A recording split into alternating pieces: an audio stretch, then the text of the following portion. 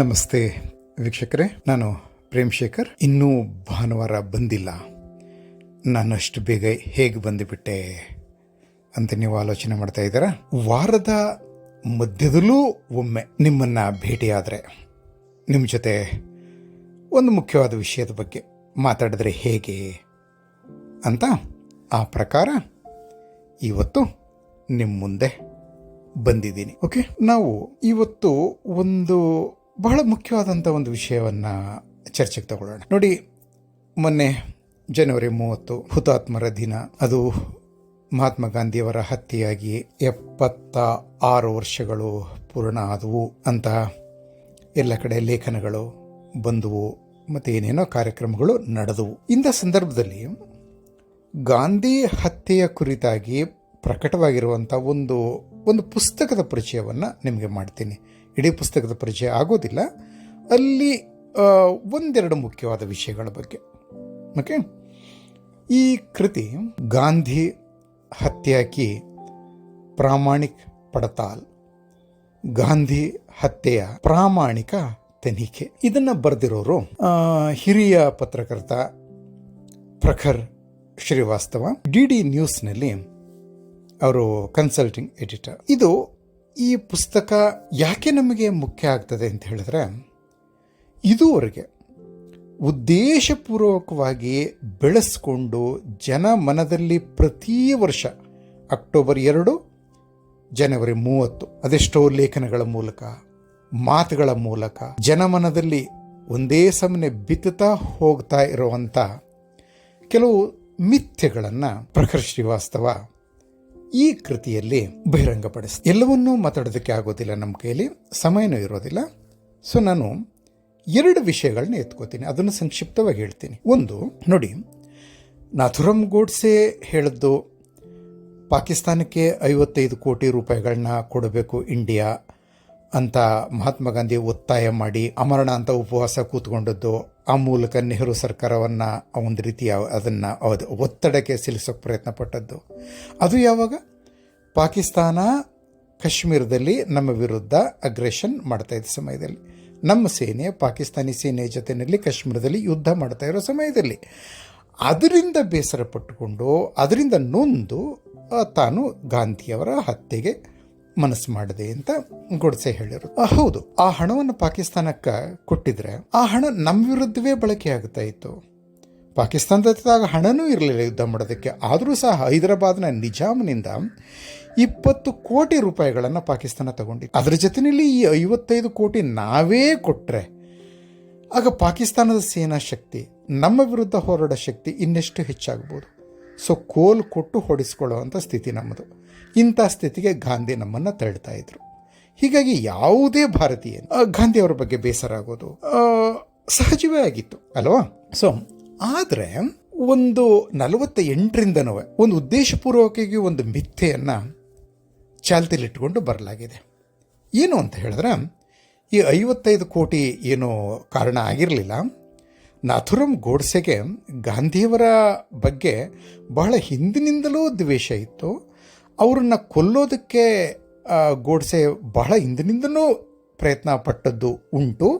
ಹೀಗಾಗಿ ಇದು ಪಾಕಿಸ್ತಾನದ ವಿಷಯವಾಗಿ ಅಥವಾ 55 ಕೋಟಿ ವಿಷಯವಾಗಿ ನಾನು ಗಾಂಧಿಯವರ ಹತ್ಯೆಗೆ ತೊಡಗದೆ ಹೊರಟೆ ಅಂತ ಹೇಳೋದು ಸುಳ್ಳು. ಸೊ ಈ ಗೋಡ್ಸೆಯ ಮನೋಭಾವವೇ ಗಾಂಧಿಯ ವಿರುದ್ಧವಾಗಿತ್ತು. ಅವ್ರನ್ನ ಕೊಲ್ಲೋದಕ್ಕೆ ಅಮಿತ್ ಟೆಕ್ಸ್ಟೈಲ್ ಅಥವಾ ಮೊದಲು ತುಂಬ ಹಿಂದೆನೇ ಮನಸ್ಸು ಮಾಡಿಬಿಟ್ಟಿದ್ರು ಅಂತ ಒಂದು ಮಿಥ್ಯೆಯನ್ನು ಇಲ್ಲಿವರೆಗೂ ಉಳಿಸ್ಕೊಂಡು ಬರಲಾಗಿದೆ. ಓಕೆ, ಆ ಮಿಥ್ಯೆಯಲ್ಲಿ ಇರುವಂಥ ಒಂದು ವಿಷಯ ಏನು ಅಂತ ಹೇಳಿದ್ರೆ, 1944ರಲ್ಲಿ ಒಮ್ಮೆ ಪಂಚಗನಿನಲ್ಲಿ ಗಾಂಧಿಯವರನ್ನು ಕೊಲ್ಲೋದಕ್ಕೆ ಗೋಡ್ಸೆ ಚಾಕು ಹಿಡ್ಕೊಂಡು ಓಡಿದ್ರು ಅನ್ನುವಂಥ ಒಂದು ವಿಷಯ. ಇನ್ನೊಂದು, 46ರಲ್ಲಿ ಸೇವಾಗ್ರಾಮ್ನಲ್ಲಿ ಗಾಂಧಿಯವರನ್ನ ಕೊಲ್ಲೋದಕ್ಕೆ ಪ್ರಯತ್ನ ಪಟ್ಟಿದ್ರು. ಮತ್ತೆ 48ರಲ್ಲಿ ಜನವರಿ 20ರಲ್ಲಿ 3ನೇ ಸಲ, 30ರಂದು 4ನೇ ಸಲ ಅದರಲ್ಲಿ ಯಶಸ್ವಿಯಾದರು ಅಂತ ಹೇಳೋದು. ಈಗ ಮೊದಲನೇ 2ನ್ನು ಶ್ರೀವಾಸ್ತವ ಅದ್ರ ಬಗ್ಗೆ ತುಂಬ ತನಿಖೆ ಮಾಡಿ ಎಲ್ಲ ಅವೈಲೇಬಲ್ ರಿಸೋರ್ಸಸ್ಸನ್ನೆಲ್ಲ ನೋಡಿ ಅವರು ಏನು ಹೇಳ್ತಾರೆ ಅಂತ ಹೇಳಿದ್ರೆ, ಪಂಚಗನಿನಲ್ಲಿ ಗೋಡ್ಸೆ ಇರಲೇ ಇಲ್ಲ. ಗಾಂಧಿ ಅಲ್ಲಿಗೆ ಹೋಗಿದ್ದದ್ದು ಮೊಹಮ್ಮದ್ ಅಲಿ ಜಿನ್ನಾ ಜೊತೆ ಮಾತಾಡೋದಕ್ಕೆ.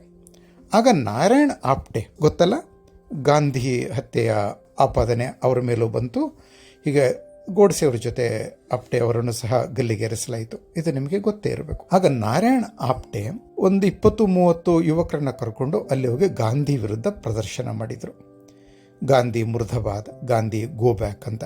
ಅಂದರೆ ಜಿನ್ನಾ ಜೊತೆಯಲ್ಲಿ ಯಾವುದೇ ಮಾತುಕತೆ ಆಡೋದನ್ನು ಅಥವಾ ಒಂದು ಈ ದೇಶದ ಅಥವಾ ಭಾರತದ ಹಿತಾಸಕ್ತಿಗೆ ವಿರುದ್ಧವಾದಂಥ ಯಾವುದೇ ಒಪ್ಪಂದವನ್ನು ಮಾಡಿಕೊಳ್ಳೋದನ್ನು ಆಪ್ಟೆ ವಿರೋಧಿಸ್ತಾ ಇದ್ದರು.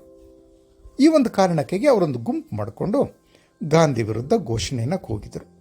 ಈ ವಿಷಯ ಟೈಮ್ಸ್ ಆಫ್ ಇಂಡಿಯಾದಲ್ಲಿ ಪ್ರಕಟ ಆಗಿದೆ. ಅಂದರೆ ಈ ಆಪ್ಟೆ ಘೋಷಣೆ ಕೂಗ್ತಾ ಇದ್ದದನ್ನು ಇದನ್ನೆಲ್ಲ ಟೈಮ್ಸ್ ಆಫ್ ಇಂಡಿಯಾದ ವರದಿಗಾರ ಪತ್ರಿಕೆಗೆ ರಿಪೋರ್ಟ್ ಮಾಡಿ ಅದು ಪತ್ರಿಕೆಯಲ್ಲಿ ಪ್ರಕಟ ಆಗಿದೆ. ಗೋಡ್ಸೆ ಚಾಕು ಹಿಡ್ಕೊಂಡು ಓಡಿದ್ರೆ ಗಾಂಧಿ ಹಿಂದೆ, ಅದು ನಡೆದಿದ್ರೆ 100 ಜನರ ಹಿಂದೆನೇ ನಡೆದಿರ್ತದೆ. ಅದು ಈ ಪತ್ರಕರ್ತರಿಗೆ ಕಾಣಲಿಲ್ವಾ? ಆದ್ರೆ ಟೈಮ್ಸ್ ಆಫ್ ಇಂಡಿಯಾ ಪತ್ರಕರ್ತ ಅದನ್ನ ಯಾಕೆ ಬರಲಿಲ್ಲ? ಇದು ಪಾಯಿಂಟ್ ನಂಬರ್ 1.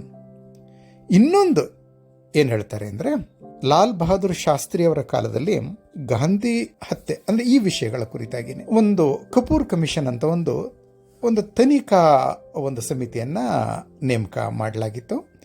ಅನಂತರ ಇಂದಿರಾ ಗಾಂಧಿ ಅವರ ಕಾಲದಲ್ಲಿ ಆ ಸಮಿತಿಯ ರಿಪೋರ್ಟ್ ಬಂತು. ಆ ಸಮಿತಿ ಹೇಳೋದು, ಇಲ್ಲ, ಪಂಚಗನಿನಲ್ಲಿ ಗಾಂಧಿ ಹತ್ಯೆಯ ಯಾವ ಪ್ರಯತ್ನವೂ ನಡೆದಿರಲಿಲ್ಲ. ಗೋಡ್ಸೆ ಚಾಕು ಹಿಡ್ಕೊಂಡು ಅವರ ಹಿಂದೆ ಓಡಿದ್ದು ಅಂಥದ್ದೇನೂ ನಡೆದಿರಲಿಲ್ಲ. ಹಾಗೆಯೇ ಸೇವಾಗ್ರಾಮ್ನಲ್ಲೂ ಸಹ ಗಾಂಧಿಯವರ ಹತ್ಯೆಯ ಪ್ರಯತ್ನ ನಡೆದಿರಲಿಲ್ಲ. ಅಲ್ಲಿದ್ದದ್ದು ಬೇರೆ ಯಾವುದೋ ವ್ಯಕ್ತಿ, ಗೋಡ್ಸೆ ಅಲ್ಲಿರಲಿಲ್ಲ. ಆದರೆ 48ರಿಂದ ಅನಂತರ 60ರ ದಶಕದ ಉತ್ತರಾರ್ಧದಲ್ಲಿ ಈ ಕಮಿಷನ್ ರಿಪೋರ್ಟ್ ಬರೋವರೆಗೆ ಒಬ್ಬ ಮನುಷ್ಯ ಬಿಲ್ಲಾರೆ ಗುರೂಜಿ ಅಂತ, ಆತ ನಾನು ಗೋಡ್ಸೆಯನ್ನು ಹಿಡ್ಕೊಂಡು ಅವರ ಕೈಲಿದ್ದ ಚಾಕುವನ್ನು ಕೆಳಗೆ ಬೀಳೋ ರೀತಿ ಮಾಡಿದೆನು ಅಂತ ಇಡೀ ದೇಶದಲ್ಲಿ ಹೇಳಿಕೊಂಡು ತಿರುಗಿ ಆಗಿತ್ತು. ಕಾಂಗ್ರೆಸ್ ಪಕ್ಷದಲ್ಲಿ ಅವರಿಗೆ ಬಹಳ ಗೌರವದ ಸ್ಥಾನವೂ ಸಿಕ್ಕಿಬಿಟ್ಟಿತ್ತು. ಆಮೇಲೆ ಅವರು ಯಾವ ಒಂದು ಟಿಕೆಟ್ ಪಡ್ಕೊಂಡು ಇದು ಶಾಸಕರು ಆದರು ಅಂತ ಶ್ರೀವಾಸ್ತವ ಬರೀತಾರೆ. ಸೊ ನಾರಾಯಣ ಆಪ್ಟೆ ಘೋಷಣೆ ಕೂಗ್ತಾ ಇದ್ದದನ್ನು ರಿಪೋರ್ಟ್ ಮಾಡಿದಂಥ ಟೈಮ್ಸ್ ಆಫ್ ಇಂಡಿಯಾ ವರದಿಗಾರರಿಗೆ ಈ ಬಿಲ್ಲಾರೆ ಗುರೂಜಿ ಗೋಡ್ಸೆ ಕೈಯಿಂದ ಚಾಕು ಬೀಳೋ ರೀತಿ ಮಾಡಿದ್ದು ಅದು ಯಾಕೆ ಕಾಣಲಿಲ್ಲ? ಓಕೆ, ಸೊ ಕಾಣೋದಕ್ಕೆ ಅಲ್ಲೇನು ಇರಲಿಲ್ಲ, ಅಲ್ಲಿ ಗೋಡ್ಸೆನೂ ಇರಲಿಲ್ಲ, ಅವ್ರ ಕೈನಲ್ಲಿ ಚಾಕು ಇರಲಿಲ್ಲ. ಇದನ್ನು ಕಪೂರ್ ಕಮಿಷನ್ ಸಹ ಹೇಳುತ್ತೆ. ಸೊ ಗಾಂಧಿ ಹತ್ಯೆ ವಿಷಯದಲ್ಲಿ ಈ ಒಂದು ಸುಳ್ಳನ್ನು 44 ಮತ್ತು 46ರಲ್ಲಿ ಗೋಡ್ಸೆ ಮೊದಲೇ ಪ್ರಯತ್ನ ಪಟ್ಟಿದ್ರು. ಆಗ ಇನ್ನು ಪಾಕಿಸ್ತಾನದ ಸುದ್ದಿ ಅಷ್ಟೇನು ದೊಡ್ಡದಾಗಿರಲಿಲ್ಲ. ಪಾಕಿಸ್ತಾನಕ್ಕೆ 55 ಕೋಟಿ ರೂಪಾಯಿ ಕೊಡೋ ಪ್ರಶ್ನೆಯೂ ಬಂದಿರಲಿಲ್ಲ. ಹೀಗಾಗಿ ಗೋಡ್ಸೆ ಗಾಂಧಿಯನ್ನು ಕೊಂದದ್ದು ಬೇರೆ ಇನ್ಯಾವುದೋ ದ್ವೇಷದಿಂದ, 55 ಕೋಟಿ ರೂಪಾಯಿನೂ ಅಲ್ಲ, ಪಾಕಿಸ್ತಾನವೂ ಅಲ್ಲ ಅಂತ ಒಂದು ಮಿಥ್ಯೆಯನ್ನು ಇಲ್ಲಿವರೆಗೂ ಜೀವಂತವಾಗಿ ಇಟ್ಟುಕೊಂಡು ಬಂದಿದ್ದಾರೆ ಕೆಲವರು ಪಟ್ಟಭದ್ರ ಹಿತಾಸಕ್ತಿಗಳು. ಅದು ಸುಳ್ಳು ಅಂತ ಶ್ರೀವಾಸ್ತವ ಹೇಳ್ತಾರೆ. ಗಾಂಧಿ ಹತ್ಯೆ ವಿಷಯದಲ್ಲಿ ಇನ್ನೊಂದು ಮಿಥ್ಯೆ ಪ್ರಚಾರ ಆಗ್ತಾನೆ ಇರೋದು ಏನು ಅಂತ ಹೇಳಿದ್ರೆ, ಪಾಕಿಸ್ತಾನದ ಪರವಾಗಿ ನಿಂತ್ಕೊಂಡದಕ್ಕೆ ಗಾಂಧಿಯವರನ್ನ ಗೋಡ್ಸೆ ಹತ್ಯೆ ಮಾಡಿದ್ರು ಅನ್ನೋದನ್ನ ನಂಬೋದಕ್ಕಾಗೋದಿಲ್ಲ. ಅದು ನಿಜವೇ ಆಗಿದ್ರೆ ಗೋಡ್ಸೆ ಜಿನ್ನಾ ಅವರನ್ನ ಕೊಲ್ಲೋದಕ್ಕೆ ಪ್ರಯತ್ನ ಪಡಬೇಕಾಗಿತ್ತು. ಯಾಕಂದ್ರೆ ಪಾಕಿಸ್ತಾನ ಸೃಷ್ಟಿಗೆ ಕಾರಣ ಜಿನ್ನಾರನ್ನೇ ಕೊಂದಿದ್ರೆ ಅನಂತರ ಗಾಂಧಿ ಆದೇಶಕ್ಕೆ 55 ಕೋಟಿ ರೂಪಾಯಿ ಕೊಡಬೇಕು ಅಂತ ನೆಹರು ಸರ್ಕಾರದ ಮೇಲೆ ಒತ್ತಡ ಹಾಕೋಕ್ಕಾಗ್ತಾನೆ ಇರಲಿಲ್ಲ. ಸೊ ಹೀಗಾಗಿ ಜಿನ್ನಾರನ್ನು ಕೊಲ್ಲದೆ ಗಾಂಧಿಯವ್ರನ್ನ ಕೊಲ್ಲೋದಕ್ಕೆ ಹೋದದ್ದು ಗಾಂಧಿಯ ಬಗ್ಗೆನೇ ಪರ್ಟಿಕ್ಯುಲರ್ ಆಗಿ ಗೋಡ್ಸೆ ಬೆಳೆಸ್ಕೊಂಡಿದ್ದ ದ್ವೇಷಕ್ಕೆ ಒಂದು ಉದಾಹರಣೆ ಆಗ್ತದೆ ಅನ್ನೋ ಒಂದು ವಿಷಯವನ್ನು ಸಹ ನಾವು ಮತ್ತೆ ಕೇಳ್ತಾ ಇದ್ದೀವಿ. ಈ ವಿಷಯದ ಬಗ್ಗೆ ಶ್ರೀವಾಸ್ತವ ಬರೀತಾರೆ. ಅವರು ಸಹ ಪ್ರಾಮಾಣಿಕ್ ಪಡ್ತಾಲ್ ಅಂತಲೇ ಆ ಪುಸ್ತಕದ ಟೈಟಲ್ ಇದೆಯಲ್ಲ, ಎಲ್ಲ ಅವೈಲೇಬಲ್ ಸೋರ್ಸಸ್ಸನ್ನು ಸಹ ಪರಿಶೀಲಿಸಿ ಅವ್ರು ಏನು ಹೇಳೋದು ಅಂದರೆ, ಹೌದು, ಗೋಡ್ಸೆ ಜಿನ್ನಾರನ್ನೇ ಕೊಲ್ಲೋದಕ್ಕೆ ಮೊದಲು ಪ್ರಯತ್ನ ಪಟ್ಟಿದ್ದು. ಅಂದರೆ ಪಾಕಿಸ್ತಾನ ಸೃಷ್ಟಿ ಆಗೇ ಬಿಡುತ್ತೆ ಅನ್ನೋಂಥ ಒಂದು ಸ್ಥಿತಿ ಬಂದಾಗ ಜುಲೈ 47ರಲ್ಲಿ ಜಿನ್ನಾರನ್ನು ಕೊಲ್ಲೋದಕ್ಕೆ ಗೋಡ್ಸೆ ಪ್ಲ್ಯಾನ್ ಮಾಡಿದ್ದುಂಟು. ಹೇಗೆ ಅಂತ ಹೇಳಿದ್ರೆ ನೋಡಿ, ಈ ಮುಸ್ಲಿಂ ಲೀಗ್ ಎಲ್ಲ ನಾಯಕರು ಜಿನ್ನಾರು ಸೇರಿದಂಗೆ ಜಿನ್ನಾ, ಲಿಯಾಕತ್ ಅಲಿ ಖಾನ್, ಇಸ್ಮಾಯಿಲ್ ಅಲಿ ಖಾನ್ ಎಲ್ಲರೂ ಸೇರಿ ಅವರು ಮೀಟ್ ಮಾಡ್ತಾ ಇದ್ದದ್ದು ಡೆಲ್ಲಿನಲ್ಲಿ. ಅವ್ರು ಇದ್ದದ್ದೆಲ್ಲ ಡೆಲ್ಲಿನಲ್ಲಿ. ನೋಡಿ, ಪಾಕಿಸ್ತಾನವನ್ನು ಕ್ರಿಯೇಟ್ ಮಾಡಿದ್ದು ಈಗಿನ ಪಶ್ಚಿಮ ಪಾಕಿಸ್ತಾನದ ಜನ ಅಲ್ಲ. ಅದನ್ನು ಕ್ರಿಯೇಟ್ ಮಾಡಿದವರೇ ಉತ್ತರ ಪ್ರದೇಶ್, ಬಾಂಬೆ, ಹೈದರಾಬಾದ್ ಮತ್ತು ಬೆಂಗಾಲ್ನ ಮುಸ್ಲಿಮರು. ಅವರೆಲ್ಲ ಡೆಲ್ಲಿಲೇ ಇದ್ದದ್ದು. ಡೆಲ್ಲಿಯ ಒಂದು ಹೋಟೆಲ್ನಲ್ಲಿ ಮೀಟ್ ಮಾಡ್ತಾಯಿದ್ರು. ಅವಾಗ ಈ ವಿಷಯದ ಕುರಿತಾಗಿ, ತಮ್ಮ ಕಾರ್ಯಯೋಜನೆಗಳ ಕುರಿತಾಗಿ ಚರ್ಚೆ ಮಾಡ್ತಾ ಇದ್ದದ್ದು ಡೆಲ್ಲಿಯ ಒಂದು ಹೋಟೆಲ್ನಲ್ಲಿ. ಅಲ್ಲಿಯೇ ಅವರೆಲ್ಲರನ್ನು ಒಂದೇ ಸಲ ಕೊನೆಗಾಣಿಸಿಬಿಡುವಂಥ ಒಂದು ಪ್ಲ್ಯಾನನ್ನು ಗೋಡ್ಸೆ ಮತ್ತು ನಾರಾಯಣ್ ಆಪ್ಟೆ ಹಾಕಿದ್ರು. ಅದಕ್ಕಾಗಿ ಅವ್ರಿಗೆ ಕೆಲವು ಸಲಕರಣೆಗಳಾಗತ್ತೆ. ಓಕೆ, ಅದನ್ನು ಪಡ್ಕೊಳ್ಳೋದಕ್ಕೆ ಹಣ ಇರಲಿಲ್ಲ. ಇವರು ಈ ಒಂದು ಯೋಚನೆ ಮಾಡಿದ್ದಾರೆ ಅನ್ನೋದು ಮುಕುಂದ್ ಮಾಲ್ವೀಯ ಅವ್ರಿಗೆ ಗೊತ್ತಾಯ್ತಂತೆ. ಮುಕುಂದ್ ಮಾಲ್ವೀಯ ಅಂದರೆ ಮದನ್ ಮೋಹನ್ ಮಾಲ್ವೀಯ ಅವರ ಮಗ. ಅವರು ಅದನ್ನು ದಾದಾ ಮಹಾರಾಜ್ ಅನ್ನೋ ಒಬ್ಬ ಪ್ರಭಾವಿ ವ್ಯಕ್ತಿಗೆ ತಿಳಿಸಿ. ದಾದಾ ಮಹಾರಾಜ್ ಆ ಕಾಲದಲ್ಲಿ ಅವರ ಮಾಸಿಕ ಆದಾಯವೇ 4 ರಿಂದ 8 ಲಕ್ಷ ರೂಪಾಯಿ ಇರ್ತಿತ್ತಂತೆ. ಅವಾಗ ಅಷ್ಟೊಂದು ಪ್ರಭಾವಶಾಲಿಯಾಗಿದ್ದರು, ಜನಪ್ರಿಯ. ಮುಕುಂದ್ ಮಾಲ್ವೀಯ ಈ ದಾದಾ ಮಹಾರಾಜಗೆ ಹೇಳಿದ್ರಂತೆ. ದಾದಾ ಮಹಾರಾಜ್ ಸಹ ಅವಾಗೇನಾಗಿದೆ, ನೌಖಾಲಿನಲ್ಲಿ ಹಿಂದೂಗಳ ಮೇಲೆ ನಡೆದಂಥ ಒಂದು ಅತ್ಯಾಚಾರ, ಹಿಂಸೆ, ಅದನ್ನು ನೋಡಿ ಅವರು ಬಹಳ ನೊಂದ್ಕೊಂಡಿದ್ರು.